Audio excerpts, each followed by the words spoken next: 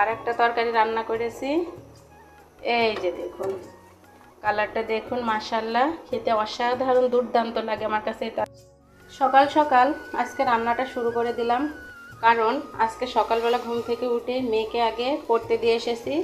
তো তারপরে ভাবলাম রান্নাটা সেরে নিই, যেহেতু আজকে রবিবার, আজকে থেকে আবার স্কুল।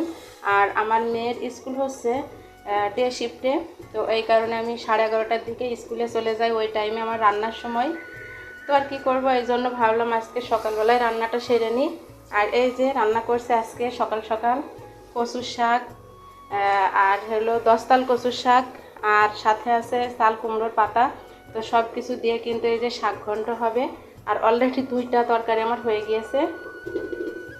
কি আর করবো, গৃহিণীদের যা কাজ, রান্নাটাই মেন। তো সারাদিনকার মতন করে রাখলাম, রাত পর্যন্ত যত দূর হয় হবে, না হয় রাত্রে আবার কিছু একটা করে খেয়ে নিব। তো এখন এই যে কচুর শাকটা বসিয়ে দিয়েছি। আর এইদিকে এই যে আমরা চচ্চড়ি করেছি পাবদা মাছ দিয়ে। আর আরেকটা তরকারি রান্না করেছি। এই যে দেখুন, কালারটা দেখুন, মাশাআল্লাহ, খেতে অসাধারণ দুর্দান্ত লাগে আমার কাছে এই তরকারিটা। এটা হলো 10 তাল কচুর ডাঁটা দিয়ে চিংড়ি মাছ ভুনা করেছি, খেতে কিন্তু সত্যি অসাধারণ লাগে।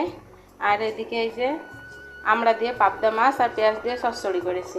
আর এই যে এখন এই যে শাকের ঘন্ট হবে। তো 3 রকমের শাক একসাথে দিয়ে শাক ঘন্ট করব। তো এই ছিল আমার আজকে সারাদিনের রান্না বান্না।